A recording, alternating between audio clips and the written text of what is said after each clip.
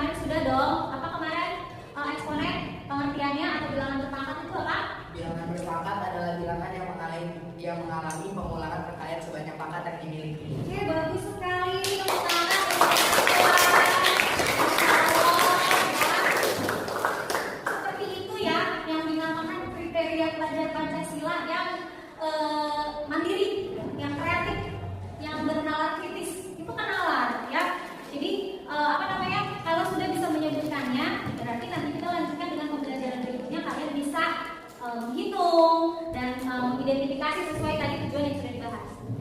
Kita lanjutkan ke bentuk akar. Bentuk akar juga sebenarnya kemarin sudah dibahas sedikit ya. Nah, tapi Ibu ingatkan kembali di sini. Nah, akar adalah suatu bilangan irasional hasil pengakaran bilangan rasional. Seperti ya kaitannya, contoh di sini konsep bilangan akar adalah y sama dengan x kuadrat. Maka x sama dengan akar y. Dan di sini contoh bilangan akar adalah kita contohkan yaitu akar 25. Ibu sering bilang kalau akar yang bisa ditarik nilainya dan berbentuk bilangan bulat hasil pengakarannya itu sebagai akar cantik, benar nggak? Benar. Kenapa disebut akar cantik? Karena hasilnya bilangan bulat. Nah, itu. Sedangkan ada yang tidak bisa dihasilkan akarnya gitu, atau akarnya itu bukan bilangan bulat. Nah, seperti ini contoh akar bilangan irasional. Akar 20, akar 7, akar 5 dan seterusnya. Akar 20 kan tidak bisa langsung diambil diambil bilangannya ya. Karena kenapa? Karena kenapa akar 20? Karena tidak cantik. Kenapa tidak cantik, Roy? Karena angkanya tidak cantik. ya, kenapa? Apa yang menghasilkan bilangan akar 20 itu? Bukan bilangan bulat. Bukan bilangan bulat. Ya, memang bukan bilangan bulat. Kalau bilangan bulat atau akar cantik atau akar yang menghasilkan hasil rasional itu akar yang dihasilkan dari perkalian bilangan yang sama. Ya. Seperti akar 25 sama dengan 5 karena 5 pangkat 2 sama dengan 25. Kalau akar 20 kan tidak bisa perkaliannya. Bukan bilangan yang sama, ya kan? Melainkan akar 20 perkalian dari 5 kali 4. Nah, bukan bilangan bulat yang sama kan? Iya. Nah, itu dia disebutnya tidak cantik atau tidak rasional. Seperti itu konsepnya. Nah, kita next. Nah, di sini ya, ada pertanyaan-pertanyaan yang memang di sini kalian harus paham. Di sini untuk si eksponen atau pengaplikasian atau sifat dari eksponen atau perpangkatan itu, misalkan di sini bagaimana kalian menuliskan bentuk 2 kali 2 kali 2 kali 2 kali 2 dengan lebih singkat. Berarti ditulisnya berapa? 2,6. Bentar lagi. Coba dong sebelah sini, ayo, mana suaranya nih? Ya, coba sebelah sini. Bagaimana bentuk sederhana dari perkalian 15 kali 15 kali 15 kali 15? 15 pangkat 4. 15 pangkat 4. Jawab sayang. Cakep. Seperti itu ya. Itu hal-hal yang sederhana yang harus kalian pahami terlebih dahulu di pembelajaran pembelajaran eksponen ini. Nah, ini untuk yang lain. Apakah bentuk lain dari 2 pangkat 6? Ada yang bisa jawab? Bentuk lain dari 2 pangkat 6. Berarti 2 kali 2 kali 2 kali 2 kali 2 sebanyak 6 kali. Nah, itu kan. Next, itu kita hanya bernostalgia kembali pembelajaran pertemuan kemarin. Nah, sekarang kita ke penerapan. Dan next kita ke logaritma. Logaritma istilahnya nama logaritma itu dari apa? Apa sih pengertiannya? Nanti bisa kalian baca. Ada yang mau baca ini pengertiannya? Gania, boleh dibaca? Apa pengertian dari logaritma? Logaritma adalah kebalikan atau inverse dari Perpangkatan eksponen. Contohnya, jika dalam eksponen kita mencari hasil akhir dari suatu bilangan yang dipangkatkan, maka dalam logaritma kita mencari besar pangkat dan suatu bilangan untuk menghasilkan nilai tertentu. Nah, intinya logaritma itu kebalikan dari perpangkatan, sama halnya dengan akar tadi. Ya, kalau ibu tuliskan di sini, kalau misalkan perpangkatan itu adalah 5 pangkat 2 sama dengan 25.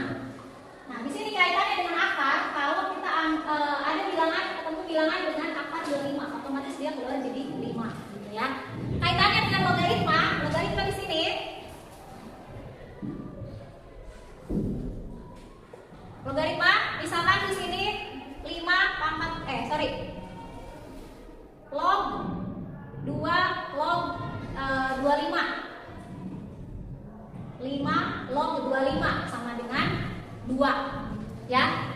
5 log 25 sama dengan 2. Karena penjelasannya berkaitan dengan perpangkatan. Karena 25 pangkat 5 pangkat 2 sama dengan 25. Jadi ini adalah pangkatnya sini. Itu. Kebalikan bukan? Kebalikan bukan? Kalau dia posisinya di sini pangkatnya, di sini hasil nilainya. Tapi kalau dipangkat, si 2 ini yang hasil dari logaritma adalah pangkatnya. Gitu.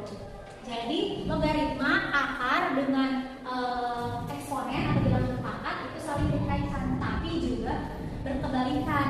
Gitu loh. Oke, next ya. Nah, ini untuk definisi logaritma dan sifat-sifatnya. Tadi kita sudah mengenali logaritma dan sifat-sifatnya. Sifat-sifat logaritma itu tidak jauh berbeda dengan berpangkatan. Kalau ada tanda plus, maka dia itu dikali pada intinya. Kalian bisa lihat. Mungkin ini gambarnya agak kurang jelas ya. Nih.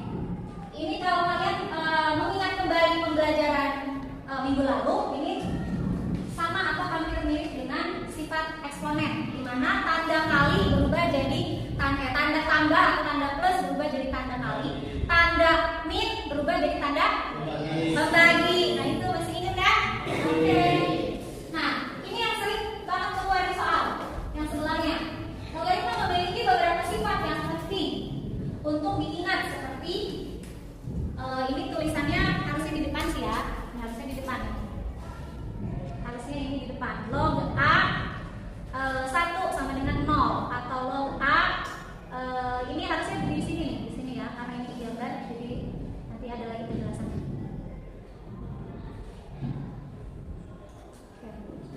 Nah, kalian fokus ke yang ini nih. Nah, ini kan tanda perkalian, maka berubah jadi tanda apa?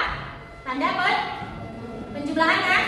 Tanda pembagian berubah jadi tanda pengurangan. Dan ini tanda perpangkatan berubah jadi tanda perkalian. Ini kan pangkatnya ya. Ini pangkat. Lihat di sini. Tuh ya. Nah. Next. Contoh soal. Contoh soalnya, kalau kalian merasa seperti apa sih logaritma itu atau cara dalam menyelesaikannya, bagaimana ini tidak sesulit apa yang namanya kan logaritma, disingkatnya log ya, kalian kenalnya dengan log nanti. Nah, begini contoh soalnya, sesuai dengan sifat, pangkatnya di atas 2 log 3 dengan atau ditambah 2 log 4 sama dengan 2 log 3 sama 4-nya dikali sesuai sifatnya. Maka hasilnya 2 log 12. 2 log 12, gak usah diapain lagi, seperti itu aja. Ada lagi yang bisa disederhanakan, seperti 2 log 8 dikurangi 2 log 4. Tanda apa itu? Tanda pengurang, maka dibagi. Jadi 2 log 8 dibagi 4 atau per ya itu ya. Gimana kalian? Nah di sini untuk asesmennya, asesmen atau penilaian, silakan sudah diambil ya, tadi sudah dibagikan. Untuk tes formatif, untuk kelompoknya sudah dibagi juga. Kerjakan LKPD yang telah disediakan, silakan dikerjakan. Aktivitas 1, aktivitas kedua. Aktivitas 1 boleh kita namain di situ kelompok berapa. Mulai dari sini kelompok 1-nya. Kalau di situ ngalir aja dari sini 1, 2, 3, 4, 5 ya.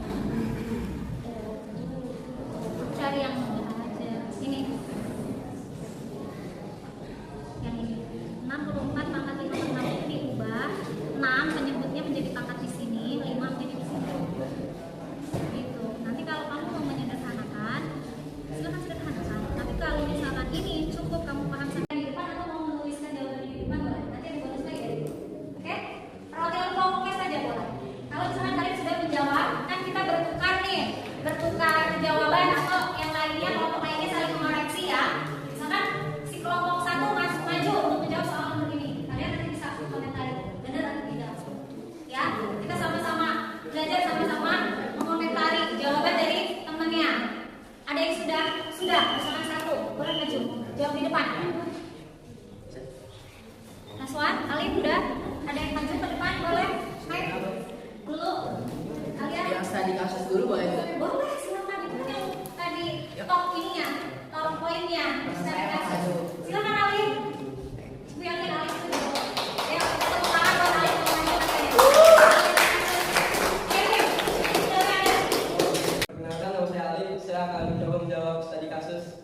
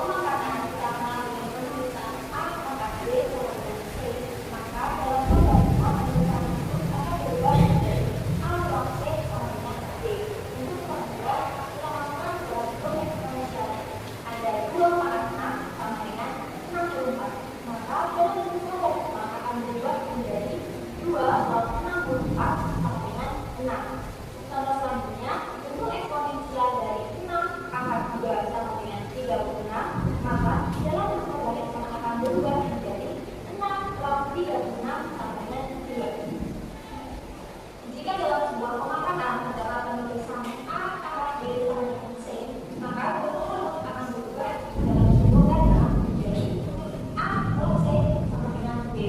A merupakan bilangan pokok, C merupakan rumus, dan B merupakan hasil dari logaritma. Jika teman-teman amati terdapat perbedaan antara logaritma dan eksponensial, hasil dari logaritma akan sama dengan benda eksponen atau benda tambahan dari. Oke, sudah? Ada yang sudah? Boleh dikumpulkan ke depan sini, silakan. Jangan lupa dikasih nama, kelompok berapa dan kelas ya. Ya nanti ibu tidak ini nyarinya gitu.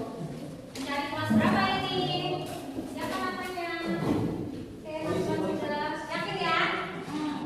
Yakin ya? Oke. Yuk lanjut yang sudah. Alhamdulillah dia sudah ya. Yakin ya dengan jawabannya ya? Insya Allah benar. Ayo, 2 menit lagi. Lagi kita tambahin, jangan minta nambah lagi ya. Oke, kemudian sudah.